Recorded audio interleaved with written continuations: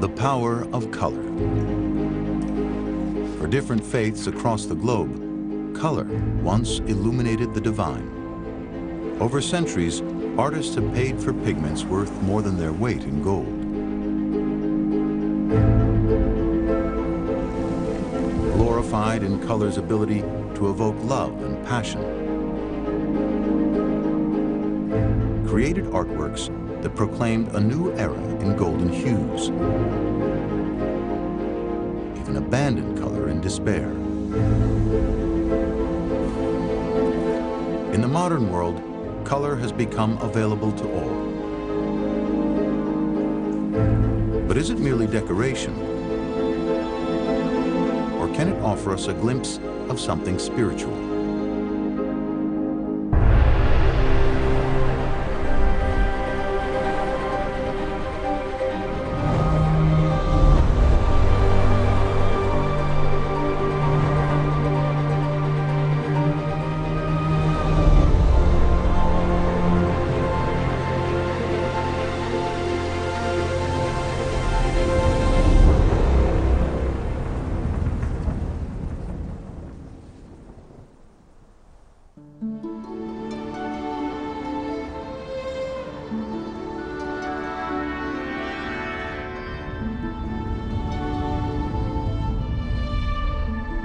Great hubs of trade, enterprise, and worship, the Gothic cathedral was the centerpiece for the medieval cities of Northern Europe. At the entrance, rows of saints and angels would have been painted in bright colors.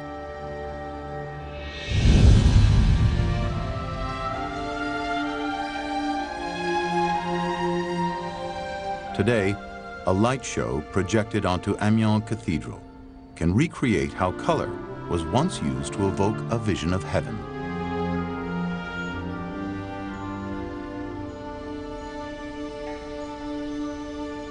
But for the full color experience, we need to look inside a cathedral like Chartres. When a pilgrim came through the doors of the medieval Gothic cathedral, a miracle immediately happened. Instead of being rooted like a mortal to the spot of earth on which you were standing, you were lifted upwards. So the entire architecture of Chartres is built around this extraordinary ascent up towards paradise, from these slender columns reaching up 120 feet to these soaring vaults above us. Everything is calculated almost to make this masonry disappear, become simply a skeleton, so that the whole church becomes nothing more than a vessel encasing this colored light.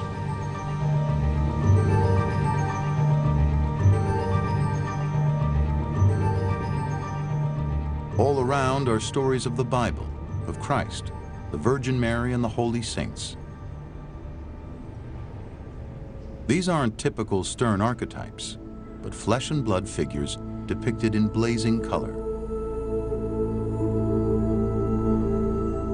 And with them, ordinary people could see themselves. Wheelwrights, water carriers, bakers with their loaves of bread.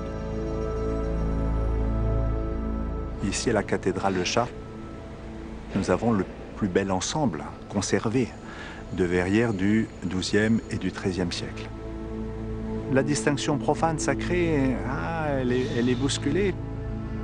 On retrouve toutes ces professions de la ville de Chartres. Et puis on y trouve bien sûr la vie de l'Église, avec le Christ qui est au-dessus et qui est béni. Ce lieu lui rappelle ce qu'elle a à devenir dans le dynamisme de la foi chrétienne.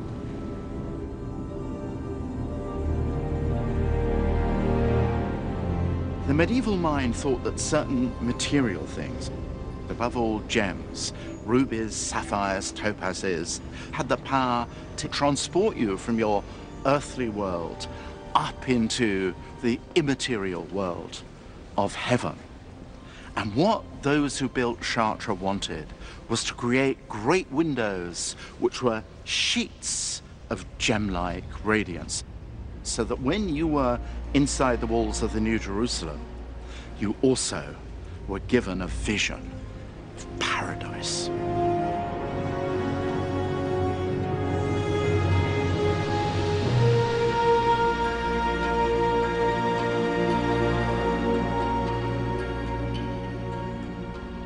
Color was the gateway to paradise, but it came from this world. Making coloured glass is an ancient technology. It was known to the ancient Egyptians, so 2,000 years or so before the birth of Christ. And so medieval Europe inherited this technology. However, making the deep blue glass, for which Chartres is famous, was one of the hardest processes. It was really only known in southern Italy. So this blue glass of Chartres had to be imported. But also some of it was actually recycled ancient glass.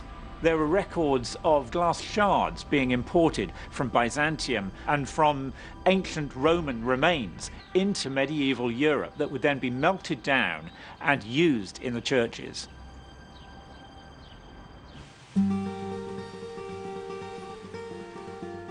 In medieval Europe, most colored dyes and pigments were made from easy-to-access ingredients from the natural world. Roots, berries, barks, leaves, minerals, even crushed insects. The rarest and most prized pigments were imported into Europe to a city that had always faced east, Venice. And here, color would undergo a revolution. Trading first with the Byzantine Empire, whose glittering mosaics were colorful marvels of early Christianity,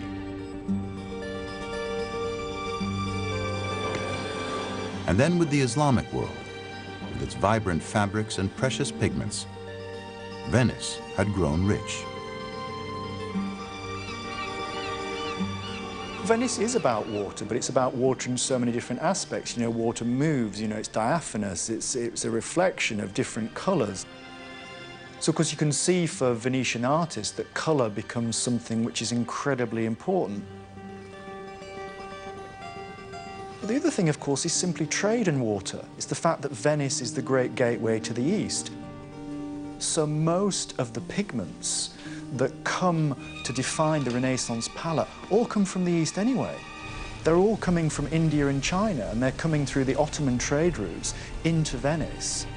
So Venice is, of course, the first recipient of all those different kinds of pigment. This exposure to the colors of the East led Venetian artists to rebel against their counterparts in the rest of Renaissance Italy, who regarded color as a secondary form of artistic expression. For Renaissance art theorists, drawing always came first, and then you filled in everything with color. That drawn idea, hard and linear, then dictated composition. And it was what distinguished the truly high art from the low decorative small stuff: ceramics, jewelry, textiles, ornaments for the house and body. But Venetians see art and the world quite differently. The majesty of painting lies in the loaded, saturated brush, and that color can model composition quite as effectively as the drawn line. Here in the Venetian church of San Zaccaria is one of the first examples of the color revolution that would sweep Venice in the 15th century. It's an altarpiece by Giovanni Bellini. The painting is awash with colors. St. Peter's golden ochre, St. Catherine's rose and green, St. Lucy's blue and gold, St. Jerome's vibrant reds. The most expensive color of all is center stage, ultramarine, a color dedicated almost exclusively to the cloak of the Virgin Mary.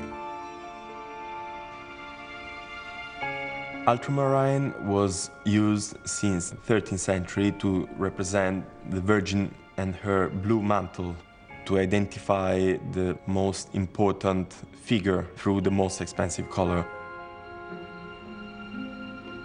It wasn't just the vivid colors used in Bellini's altarpiece that was revolutionary, but the way he used color to build new forms in his painting.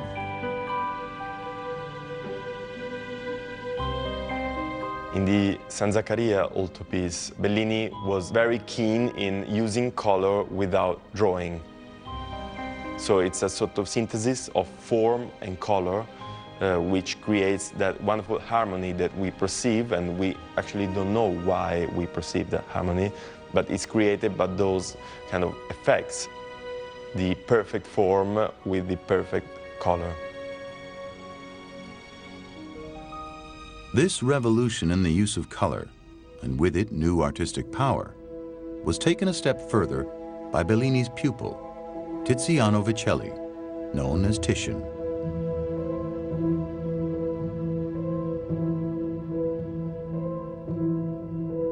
Painted when Titian was barely in his 20s, this portrait of a wealthy Venetian gentleman takes sacred ultramarine out of the church and uses it with such startling realism, it almost looks as if his sleeve is coming out of the painting.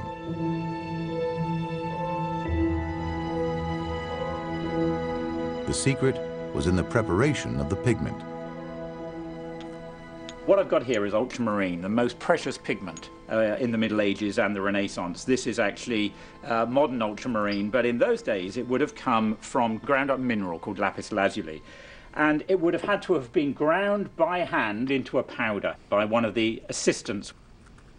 And in fact, that grinding process was quite crucial, because if you grind more finely, some of the pigments will tend to be lighter, because then the particles are smaller, they reflect more light and creates a lighter color. So that grinding process was understood and was carefully controlled by the artists.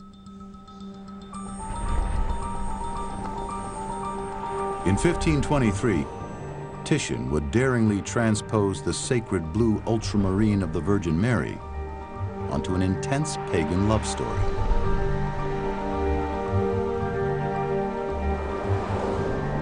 Bacchus and Ariadne depicts the electric moment when two people lock eyes for the first time and fall uncontrollably in love. By the time of Bacchus and Ariadne, ultramarine is used for the sky and painterly effects. Therefore, it has lost its sacred meaning, which was always linked to the Virgin. Titian used color also to express love and joy of life. And Ariadne wears another color that was almost as prized as ultramarine, a scarf of vermilion red.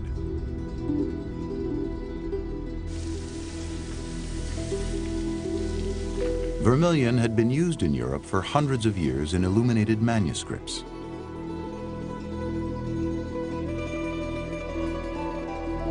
Made from the mineral cinnabar, it was a red also used in the art of cultures as different as those of early Mesoamerica and China, where it was used to create dazzling lacquerware.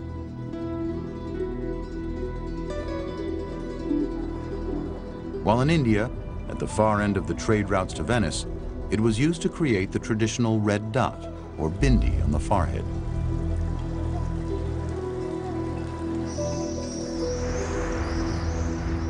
For centuries, much of India had been ruled by the Islamic Mughal emperors, whose highly refined miniature paintings were largely restricted to a courtly elite. But by the early 1700s, local Hindu rulers were breaking free of Mughal control and reasserting their own exuberant and colorful artistic traditions. The Festival of Holi celebrates the triumph of good over evil and the springtime return of color. It is one of the most sacred in Hindu life and a subject that was popular with Hindu artists. Now you see a lot of celebrations in Mughal painting, but you still feel as if they're play acting. Whereas in Rajasthani painting, you can see that the painter is there. and it's as raucous, as noisy, as colorful as it can possibly be. The painter is brought you as a viewer in. You feel as if you are a part of that.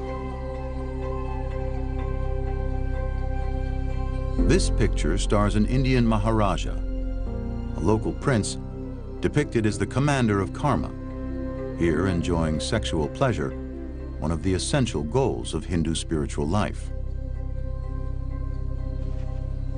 Other court paintings of mythical scenes were many times larger than the book-sized paintings typically found in the Mughal court. Designed to be held up at court to illustrate poems that were read alongside them, they used color and scale to create a more immersive experience.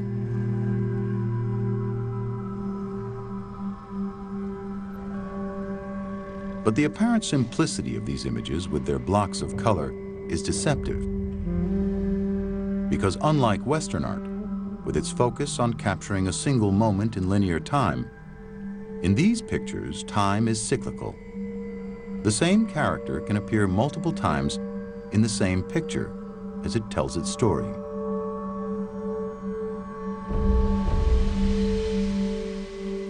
In them, color becomes the medium of revelation, with the power to symbolize the deepest metaphysical truths of the universe.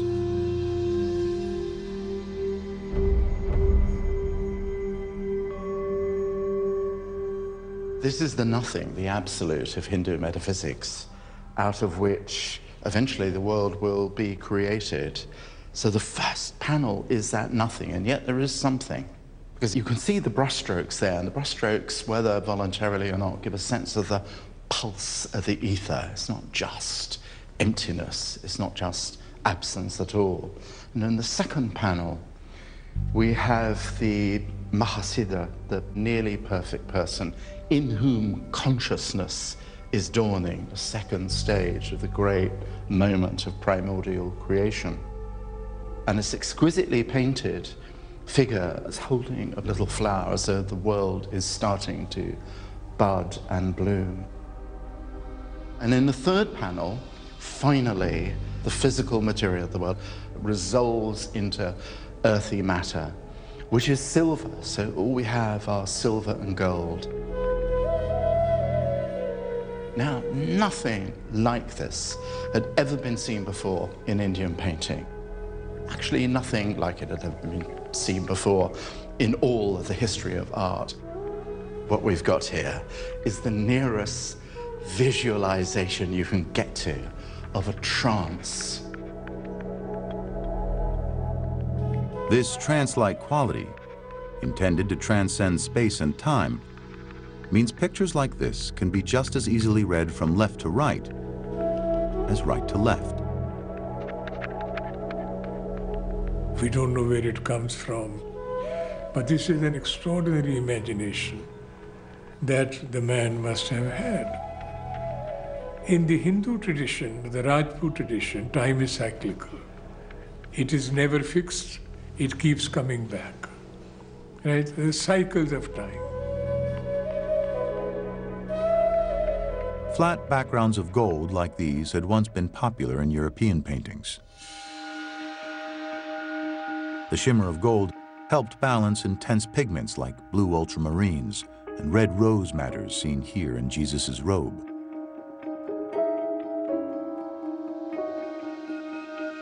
But putting real people in real spaces demanded making earth-colored.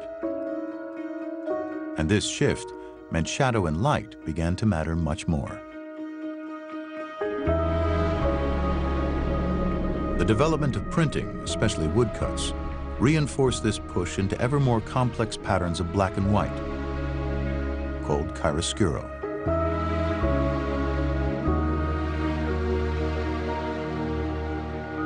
Another factor visible here in Leonardo's Annunciation, with its ever-fading atmospheric tones, was the switch to oil-based paints. Oil changed art's relationship with color forever. From around the middle of the 15th century, artists, first of all in Northern Europe and then gradually in Italy, started to use oil to bind their paints, linseed oil and nut oil. The key difference is that mixing with oils makes the paint much slower drying, so that an artist can have much longer to blend paints. And so with oil paints, it was possible to create much subtler shading, shadows, a greater variation of tone by mixing the colours on the canvas or on the board.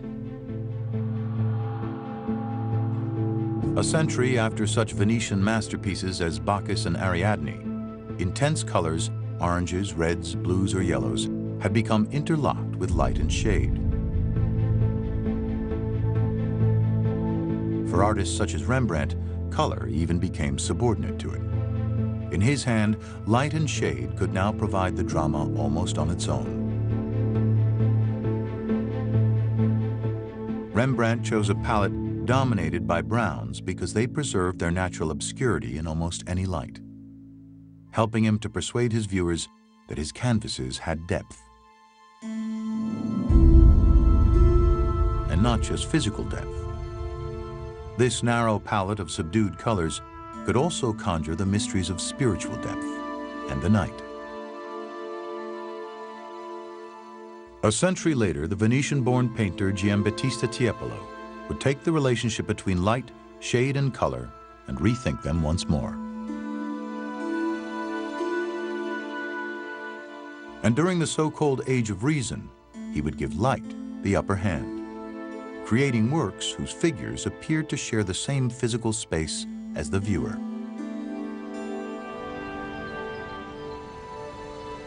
Here in the Bishop's Palace in Würzburg, southern Germany, we can see that effect in spectacular fashion.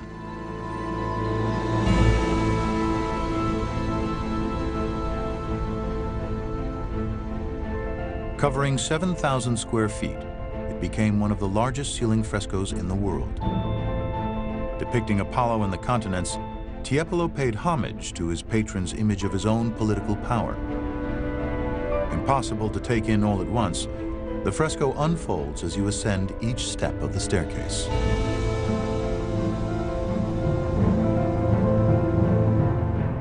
Tiepolo really reinvents what it means to look at a painting. You can walk all around this space. He wants you to do it. The figures move. They're endlessly animated. This is a world in motion. It is a commotion of figures. Tiepolo is almost as though he anticipates movie directors in his insistence that everything floats, everything is elastic. These are real living presences. The musicians are playing music, the merchants are making money. These are people who are actually acting in the earthy, mortal world.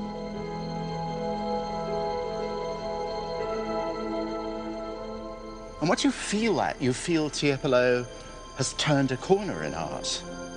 He's not so much someone who is simply an entertainer for aristocratic grandees. He's of us. He's of our flesh and blood.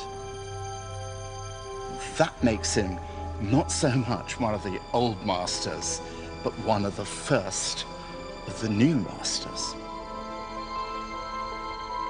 Painted at a time when the empires of Europe were carving up the world, the fresco depicts the sun god Apollo bringing light into the world. And the three continents of Asia, Africa, and America coming to pay homage to the supposed greatness of European civilization.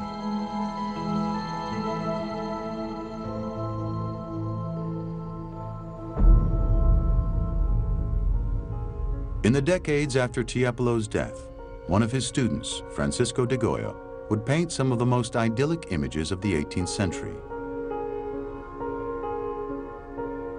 Goya was a royal painter at the Spanish court, and his early commissions included designs for decorative tapestries, which harked back to the color-saturated images of the Venetians.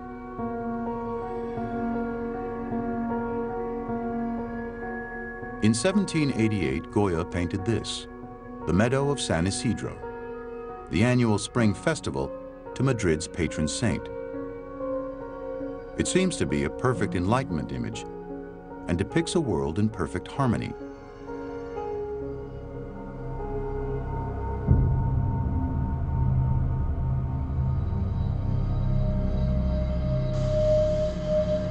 Three decades later, Goya would paint this.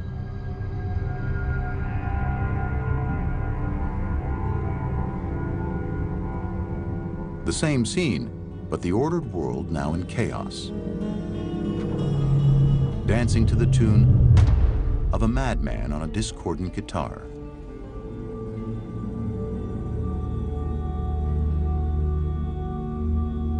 Someone has turned the lights out. In place of all that brightness and light at the Festival of San Isidro, we have this. The sky has turned to the color of tar, pitch, sludge. In place of liveliness, in place of picnicking, we have a great clump and knot of the gibbering, the psychotic, the unhinged, glassy-eyed, their mouths open. In a corner of the painting, there is a figure seen in profile who seems to sum up everything that's going on in Goya's head. The figure has an open mouth, and that open mouth seems to be emitting a terrible howl of pain. Something has gone horribly wrong. The clue to who Goya held responsible for Spain's descent from color and life into darkness and insanity is to be found in the center of the painting. The French leader, Napoleon Bonaparte.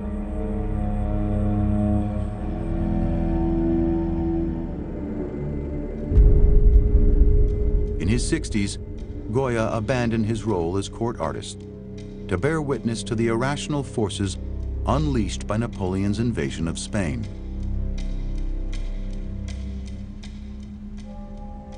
A pilgrimage to San Isidro is one of 14 images now known as the Black Paintings. Painted toward the end of his life, they were daubed directly onto the walls of his house. The Black Paintings seem to me to be an endgame for Goya, not just in his own life and career in his 70s, but also his feeling about an endgame for art. Traditional art, anyway, the art that aspired through beauty to ennoble the spirit of civilization. One of the most terrifying of all these paintings shows Saturn chewing on the stump of a small body. That's what it's come to. The huge tradition of classical mythology is reduced to this horrifying image of sadistic cruelty. Now, all these monsters and horrors and demons and dragons, of course, had appeared all over European art before, but where had they appeared? They'd appeared in images of the Last Judgment, of the Apocalypse, and they were always balanced by a sense of the optimism of salvation. But Goya has come to the conclusion that God is able, is absent without leave. And there's one painting which, in a sense, is least likely to have that horrifyingly pessimistic eloquence, but it does. There are no figures, there's just a dog, a mutt. But for this dog, the master is gone, dead, slaughtered, missing. He's no longer going to be fed. He's simply faced with drowning inside this formless brown vacuum.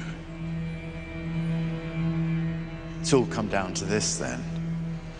A dog without a master. Spain without its God. Humanity absolutely without civilization.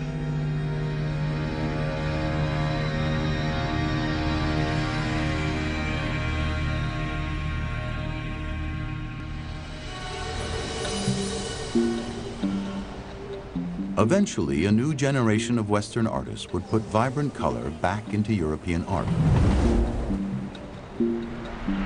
And inspiration would come from another culture on the other side of the world, Japan. After a century of civil war, Japan's capital was moved to Edo, now modern Tokyo. By 1700, it had become one of the world's largest cities, home to over 1 million people. Driving the city's extraordinary growth was a new class of hard-working merchants. Unable to aspire to political power, they spent their newfound wealth on theater, music, and art. And unlike in Europe, the Japanese mass-produced color art in prints called ukiyo-e, which translates as pictures of the floating world. Ukiyo-e began with only a few colors, but combined them in increasingly sophisticated ways to create vivid depictions of the rapidly growing city. Its stars were famous kabuki actors, sumo wrestlers, and especially the most fashionable courtesans and prostitutes of the city's licensed pleasure district.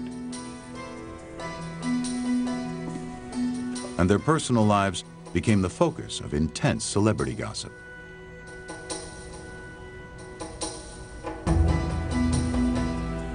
Many ukiyo-e prints were like Playboy meets Vogue, blending the latest fashions with what was often explicit sexual imagery.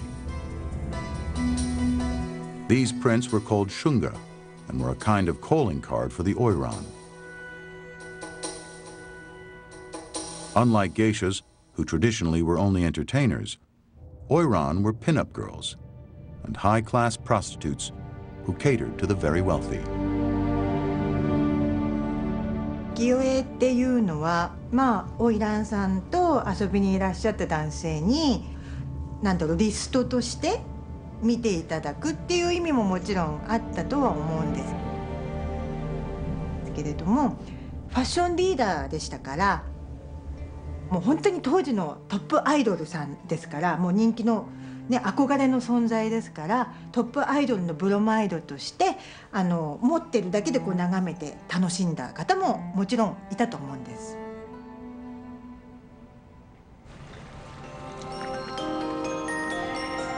One of the greatest of all ukiyo-e artists was Katsushika Hokusai. And for him, color combined with landscape elevated the art form to a higher spiritual dimension. A master of what we now call serial painting, Hokusai painted one work that contains 36 views of Mount Fuji. One of them was the Great Wave. And in one of the few surviving workshops, highly skilled craftsmen still keep traditional ukiyo-e printmaking alive.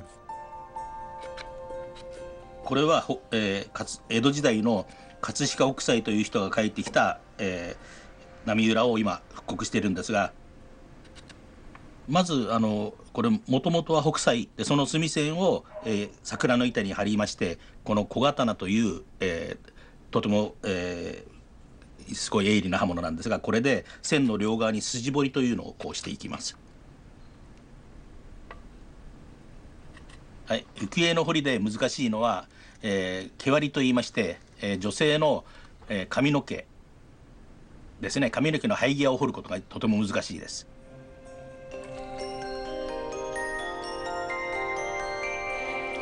Up to 5 wood blocks needed to be crafted for a single image, with the color applied layer by layer. 風景画ですと大体こう背景の色とか淡い色から入れていきます。で最後に濃い色でこう締めるという形です。で多いやつですと大体20色から30色っていうのもありますけど、大体15から20色ぐらいなんですが、これはもう極めて少ない色数で出来上がってます。Yet some of ukiyo-e's most memorable works use the least color. 5 of Hokusai's 36 views of Mount Fuji are printed almost entirely in shades of blue.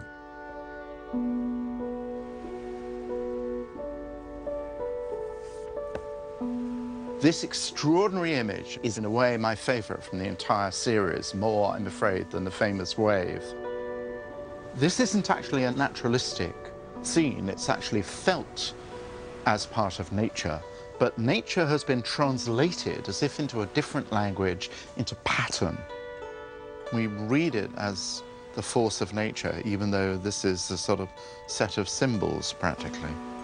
What is very striking is how extraordinarily modern you feel if you want to talk about where modern art begins. It begins right here in Edo.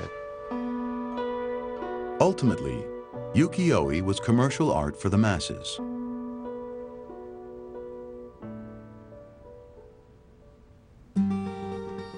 Widely popular in all its forms, it demonstrated that everyday transitory objects could be considered art.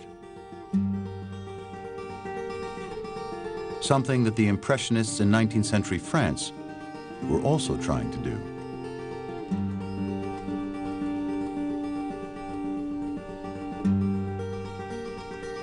Monet, Pissarro, Degas, Cassatt, they began to collect this for the pleasure of the eyes, as well as for sort of verification and justification of what they had been attempting to do. When you go to Giverny, to Monet's house, you see the house has been kept pretty much intact, and you see all this collection of prints that is still there on the walls. You know, when you look at the ukiyo-e, they were offering an alternative language. It was the proof that you had the possibility right there and then to express yourself through completely different graphic, grammatic, compositional language.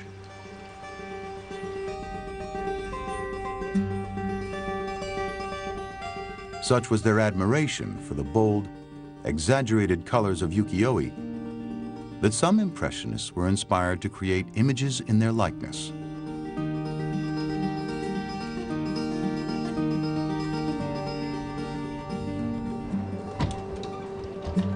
Monet also borrowed the Japanese idea of painting pictures in series, the same image painted again and again in a quest to find something fresh and transformational.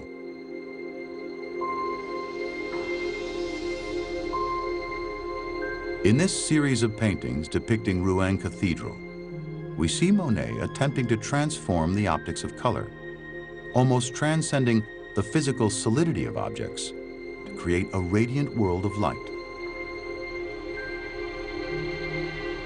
Monet had said, there are no objective facts about a landscape or a building which we need to describe literally. There is only the sensation of looking at them.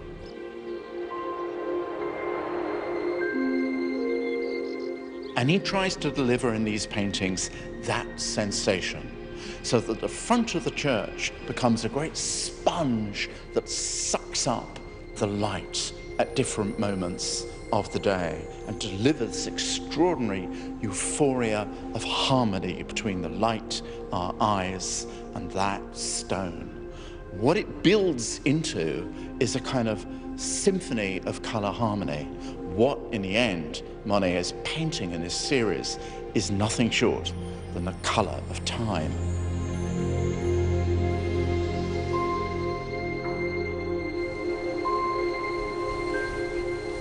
The Impressionists were working at a time of unprecedented scientific discovery. By the mid-19th century, chemists were manufacturing whole new palettes of artificial pigments, and artists were also grappling with discoveries about the relationship between light and color.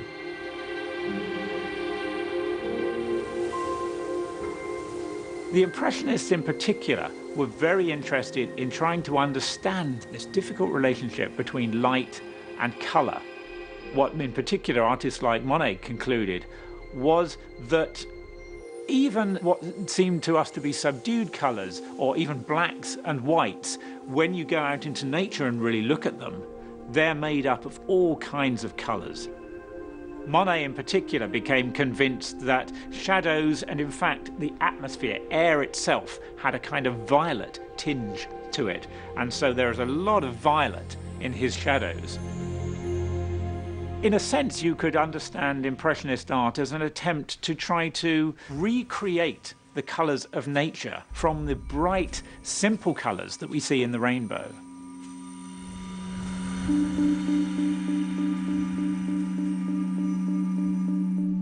One of the artists who made full use of this innovation in color palettes was a Dutchman who traveled to the south of France seeking what he called the Japanese light.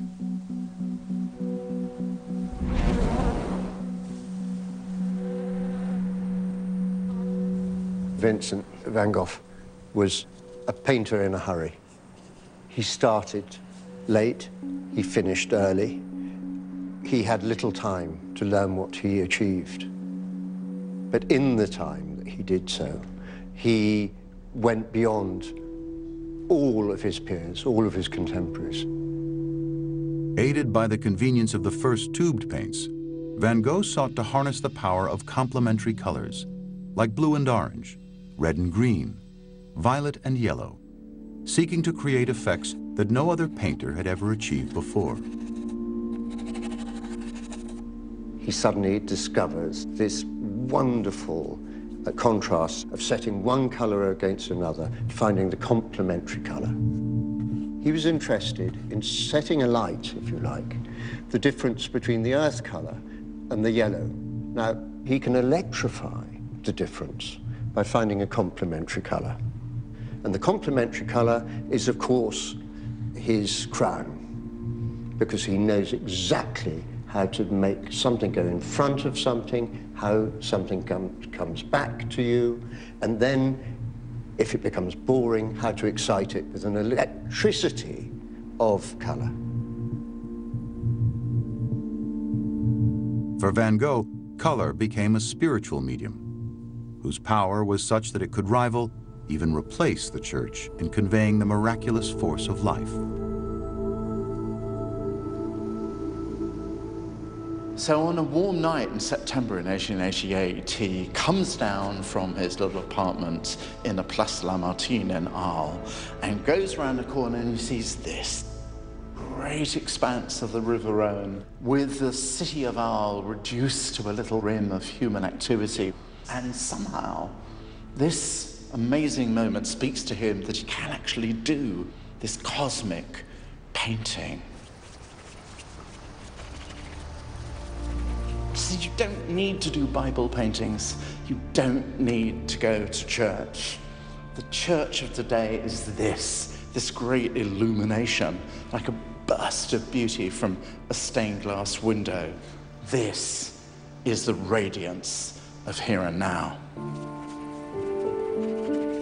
Ultimately, Van Gogh's desperate attempts to harness the power of color to redeem the world could not save him from himself.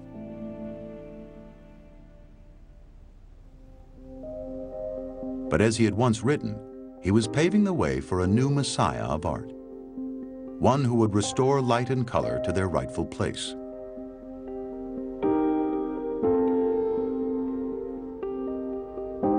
For some, Henri Matisse was the fulfillment of that prophecy. One of the giants of early 20th century art, Matisse spent his formative years perfecting the drawn line. He would go on to make color central to painting, healing the rift between high art and decorative art that had begun in the Renaissance.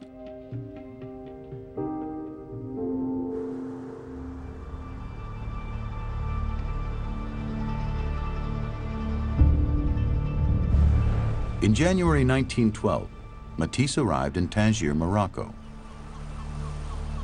He had come seeking inspiration from the Islamic world's love of pattern, color, and light. Instead, he was confined to his hotel room by torrential rain and a storm that lasted for days. He gets there, it's like practically a month of rain and clouds and everything. Can you imagine waiting like 3 weeks through rain? So when it did lighten up and then the sun comes out, I think the colors literally exploded in front of him, or that's how he felt. This must have been just completely a phenomenal experience for him, really changed his life. The explosion he witnessed in nature was matched by the sights and sounds of the Medina, the heart of the city.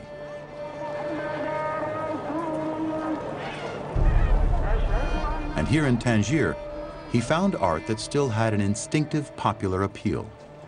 an art that was owned by everyone, from the mosque to the madrasa to the market.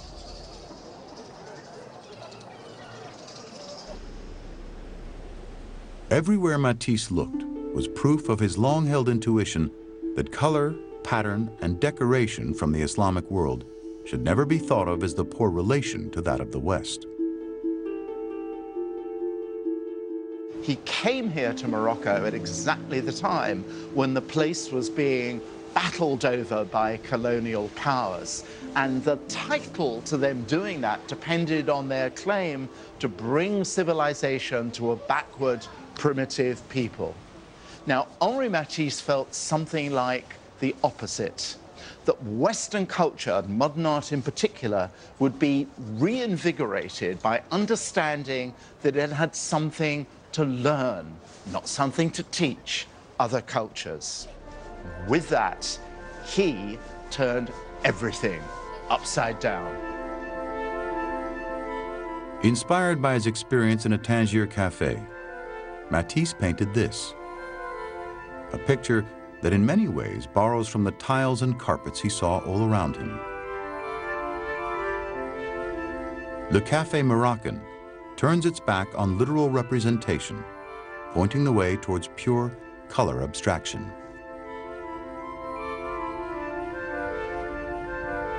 If you were to see this painting alone and not know anything about Matisse, you might think it came in the 40s when he was doing the cutouts, because they are kind of just shapes on a flat background. There's this kind of subtle thing, the black archways. There are elements and motifs that are very tile-like. It's nice, the meditative quality with the floating quality, and that's two things that when you meditate, if you feel like you're kind of floating in space, it's really a nice feeling without being bogged down by all the stress of the day. As he aged, Matisse remained a tireless innovator. Even during the dark days of the Second World War, when France had surrendered and he was effectively housebound and disabled by abdominal cancer, Matisse continued to push art, color, and form in new and unexpected directions. My grandfather had the gallery here in New York and begged him to, of course, leave while it was possible. But he didn't want to leave, because if anybody with any wonderful thing to offer to their country leaves, what's left of the country afterwards? So he did stay, but it wasn't easy, certainly, so there was a lot of hardship going on. But I don't think he wanted to talk about any of that in his art. You know, what he was doing, he was leading people to light and to peace and to healing. Though confined to a wheelchair, Matisse expressed himself in a celebration of physical freedom, channeling childhood memories of dancing bodies and circus acts.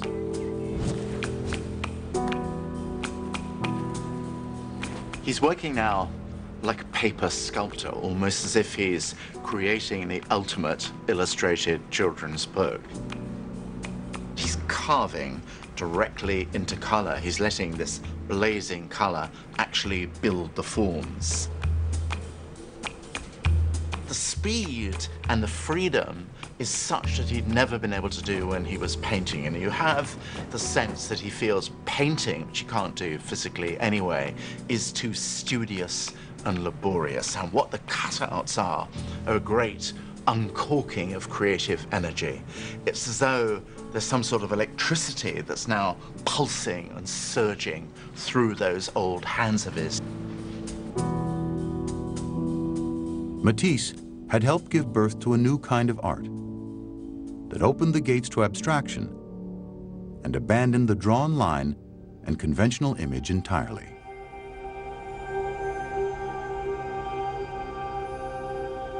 Ultimately, you arrive at artists who are constructing with pure color. Mark Rothko, for example, or in particular Yves Klein, who stated quite clearly that he felt at some point artists would paint in color and nothing but color. And of course, that's what he did himself, so much so that he wanted his own colour.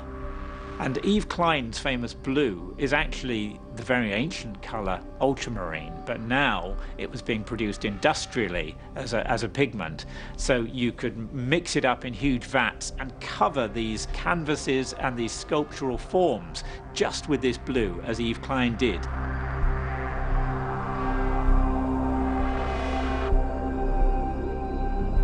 Just as Yves Klein's reformulation of ultramarine in the 1960s recalls the heavenly blue light of Chartres' stained glass windows, so today, contemporary artists have continued to espouse color as the key medium of artistic spiritual intensity.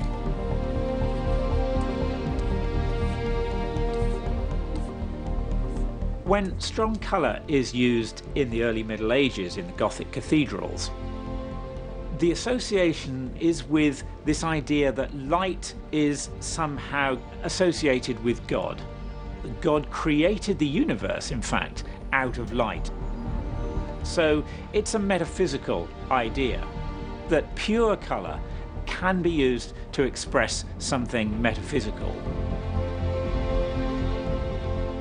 It's perhaps paradoxical that when we see, for example, the use of black by Anish Kapoor, it's also referring to something outside of itself. It's referring to a void, and therefore to be a screen for us to project our thoughts and our contemplations onto. After nearly 1,000 years, the story of color has come full circle.